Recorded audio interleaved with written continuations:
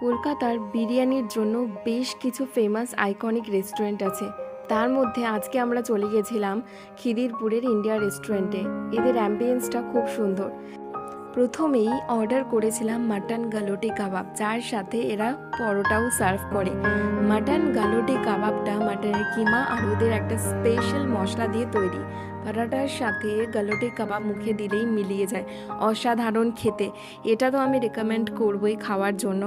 আর নিয়েছিলাম special mutton biryani. অনেক জায়গায় বিরিয়ানি খেয়েছি, তবে এখানেরও বিরিয়ানিটা আগে আমরা খেয়েছিলাম, বেশ ভালো।